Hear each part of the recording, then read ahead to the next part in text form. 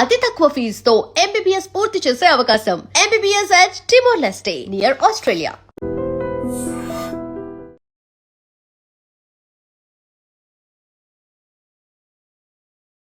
నమస్తే, welcome to I dream. నేను వలి.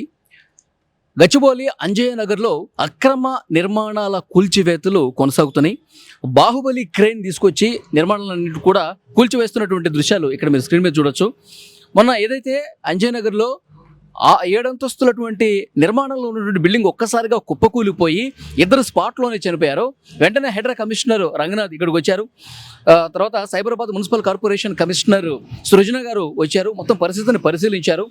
వెంటనే అంటే ఈ బిల్డింగ్ కూలిపోవడానికి కారణం ఏంటంటే కేవలం 50 నుంచి 60 గజాల స్థలంలో 7 అంతస్తుల బిల్డింగ్ నిర్మాణం జరిగింది. ఇప్పుడు ఆ బిల్డింగ్ యజమానిని అరెస్ట్ కూడా చేశారు, సాజిద్ని. తర్వాత ఆ కాంట్రాక్టర్ ఎవరైతే ఉన్నాడో అతను పరారీ ఉన్నాడో తెలుస్తుంది. అతను కూడా అరెస్ట్ చేస్తామని చెప్తా ఉన్నారు. అంటే యాక్చువల్గా ఇలాంటి అనుమతులు సరిగా లేనటువంటి అక్రమ నిర్మాణాలు ఏవైతే ఉన్నాయో, నిబంధనలకి పూర్తిగా విరుద్ధంగా కట్టడాలు ఎవరైతే చేశారో వాటన్నిటిని కూడా నిర్దాక్షిణ్యంగా కూల్చిపడేస్తాం. ఎందుకంటే ప్రజల ప్రాణాలని తీసేటువంటి పరిస్థితి ఉంది కాబట్టి అలాంటి నిర్మాణాలు ఏవి కూడా ఉపేక్షించే పరిస్థితి లేదని చెప్పి హైడ్రా కమిషనర్ రంగనాథ్ చాలా సీరియస్గా వార్నింగ్ ఇచ్చినటువంటి పరిస్థితి ఉంది. ఈ అంజయ్ నగర్ కావచ్చు, ఈ అంజయ్ నగర్ పక్కన సిద్దికీ నగర్ అని ఒకటి ఉంది. ఈ 2 ఏరియాస్లో ఎక్కువగా ఇలాంటి అక్రమ కట్టడాలు ఉన్నట్టుగా సమాచారం వస్తోంది. ఇప్పటికే అధికారులు 38 బిల్డింగ్స్ను ఐడెంటిఫై ప్రాథమికంగా సమాచారం సేకరించారు. 38 బిల్డింగ్స్ గుర్తించినట్టుగా తెలుస్తోంది. అందులో కొన్నింటికి ఆల్రెడీ నోటీసులు కూడా ఇచ్చారు. మీరు ఇక్కడ వెంటనే ఖాళీ చేసి వెళ్ళిపోండి, ఏ క్షణమైనా సరే వచ్చి క్రేన్లు వచ్చేసి కూల్చేస్తాయని కూడా చెప్పినటువంటి సిచ్యువేషన్ ఉంది. చూడండి, ఒకసారి పెద్ద శబ్దంతో ఇక్కడ నిర్మాణాలన్నీ కూల్చేస్తున్నారు. యాక్చువల్గా పడిపోయినటువంటి బిల్డింగ్ పక్కన ఇంకొక బిల్డింగ్ ఉంది. అక్కడ క్రేన్ ఎక్కడైతే నిలబడిందో ఆ నిలబడినటువంటి క్రేన్ స్థానంలో ఒక 7 అంతస్తుల బిల్డింగ్ ఉండేది. దాన్ని పూర్తిగా కూల్చేశారు.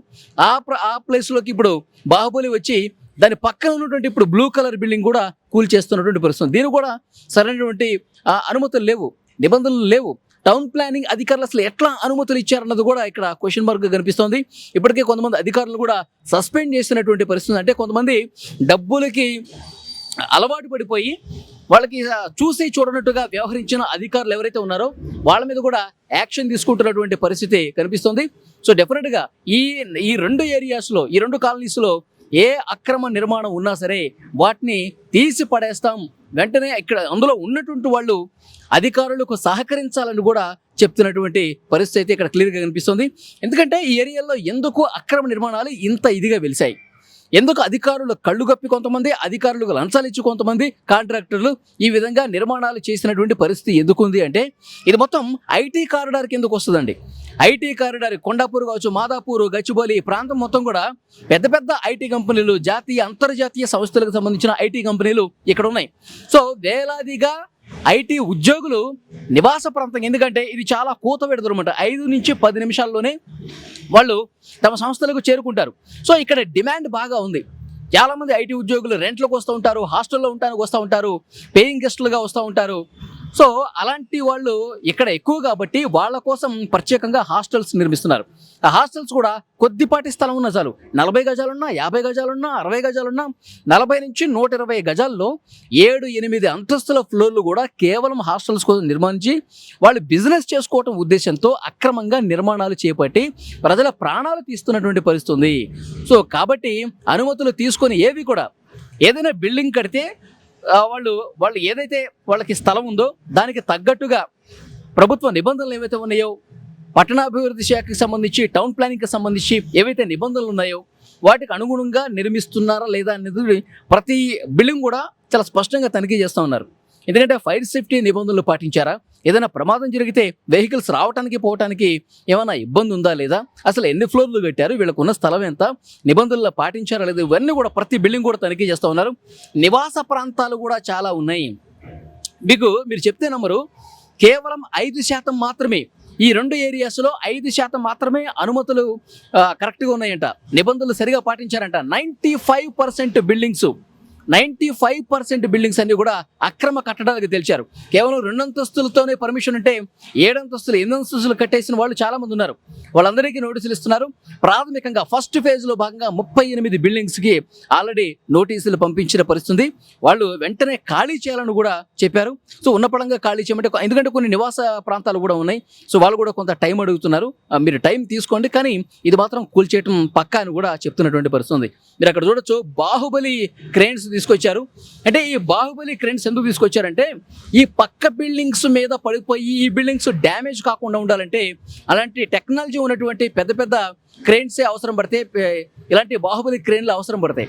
ఎందుకంటే అవి ఒక పక్కకు ఒకవేళ ఒరిగిపోతుంటే దానికి మళ్ళీ ఆపి, దాన్ని మళ్ళీ అటు పడకుండా ఆపి పైనుంచి పైనే మొత్తం పెద్ద పెద్ద రాళ్ళని, ఆ గ్రిల్స్ ఏవైతే ఉంటాయో, ఐరన్కి సంబంధించి ఏవైతే ఉంటాయో వాటిని పైనే పిండి చేసేస్తుంది అనమాట.